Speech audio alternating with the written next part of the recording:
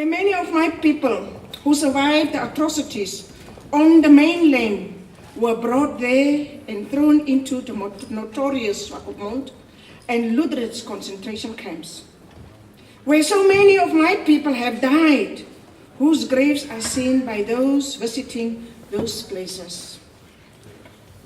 Ladies and gentlemen, these are the graves where the skulls that we fetched from Germany in the year 2011 were taken from, where some of these headless bodies were dumped in after their heads were cut off to be used here in Germany's specimen by Germany.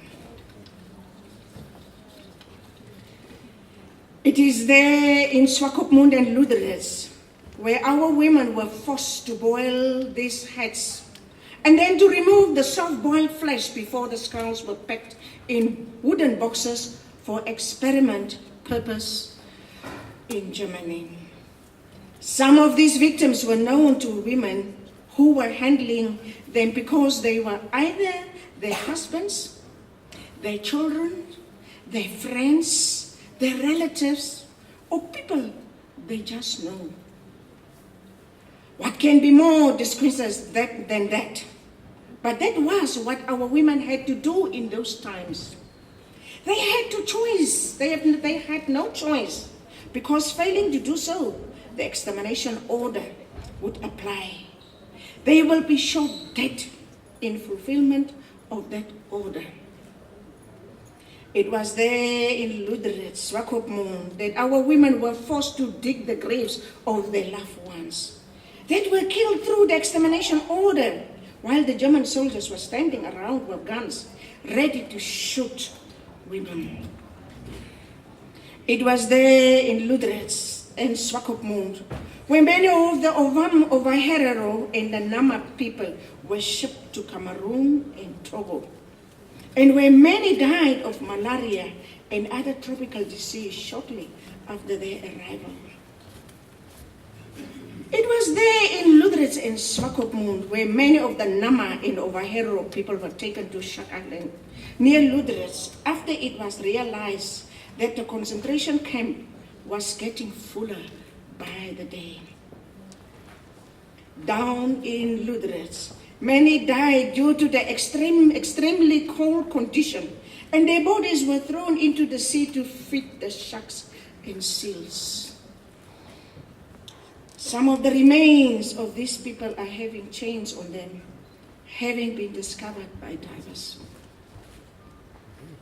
Many of the people who were taken to Lüderitz from Swakopmund worked on the railway line between Lüderitz and Keetmans under harsh conditions of the Namib Desert, which caused death to many of our people. It was from Swakopmund where the Nama prisoners of war were sent to Shak Island, and where the bodies of 17 of them who died, including that of 1-year-old Nama girl, were decapitated by Dr. Bohinga, the concentration camp doctor on Shak Island, and were sent to Germany.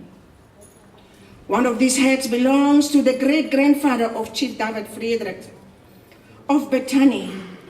It was from there where Ovaherero group prisoners under Chief Manasseh Chiseki were taken to South Africa to work in the mines.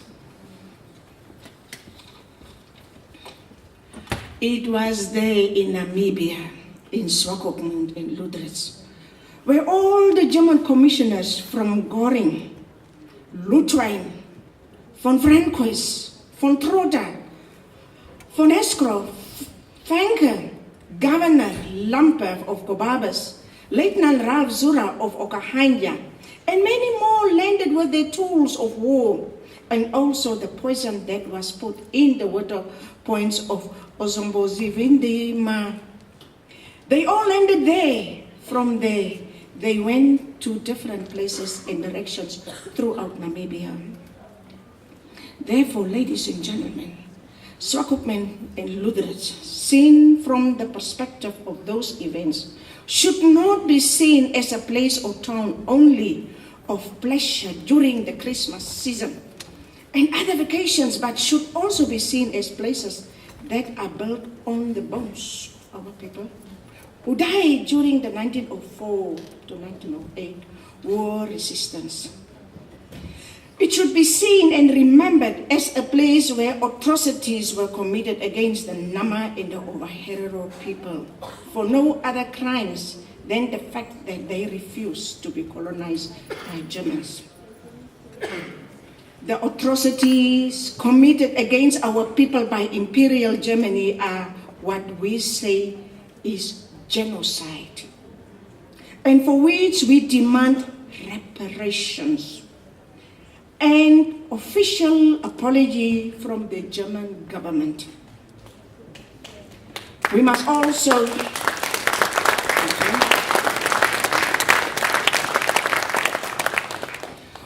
also take into account that German officials from ministers and members of German parliament agree with us that it was genocide. The former member of Parliament of Economic Cooperation and Development, Heidi Mary Visorecuso, said in the year 2004 that these atrocities would today be termed genocide. The Director of Foreign Affairs of Germany, Walter Lindner, who visited Namibia in February 2012, mentioned the word atrocity, and a good number of German members of parliament introduced the motion into the German parliament, which also acknowledged genocide. And they too demand restorative justice. The paramount chief of the Ovaherero, Dr. Kaimo Riruako, tabled a motion in the parliament of the Republic of Namibia, which was unanimously accepted and endorsed as genocide, and called for reparation.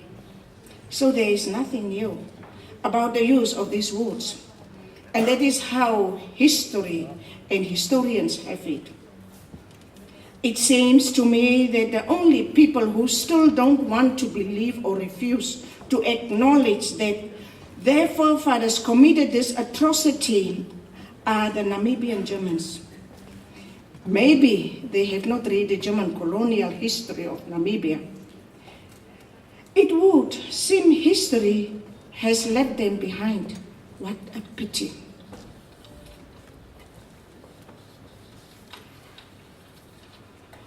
To pretend otherwise is tantamount to a rebellion against common sense, because the whole world knows about Ovaherero and Nama anyway.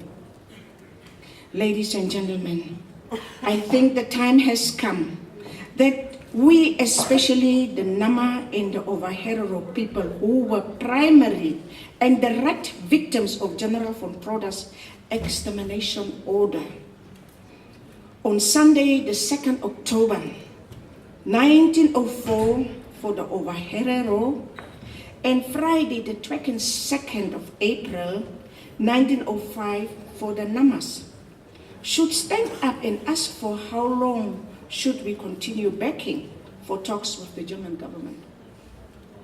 The German government is blatantly refusing to accept responsibility for the crimes of genocide against our people, and instead offer the so-called special initiative. Today, we are weak people. It should be noted nowadays, however, the winds of change are blowing all over the world. Those who take comfort in the present status quo that we are weak, they are living in a fool's paradise. You cannot subjugate people forever, and please take note that the emotion of highly charged people cannot be suppressed indefinitely. Such emotions are like time bombs, which will have catastrophic consequences. Time will only tell.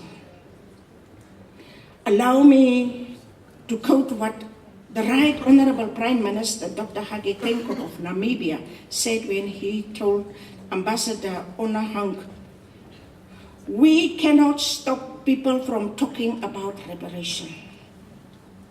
and also when he said, let us handle this issue carefully and not tell people not to talk about reparation. Since the German government, through high-ranking government officials at different platforms, admitted its historically and moral responsibility and for the colonial atrocity and genocide committed by its predecessors, colonial government, the only sensible way forward is for it is officially acknowledged. And subsequently open a trialogue with all the bona fide stakeholders by way of negotiation, as was the case with the German government, the State of Israel, and the representatives of the Jews from all over the world. All these were equal stakeholders in the negotiation of Jewish Holocaust. In our case, we do not want to reinvent the wheel. The same must also apply to our situation. Any evasion will never put this matter to rest, nor can the German government and all their representatives in Namibia hope on forcing us to become silent. For we will never rest until justice is done to the Nama and the Ovaherero people. I thank you.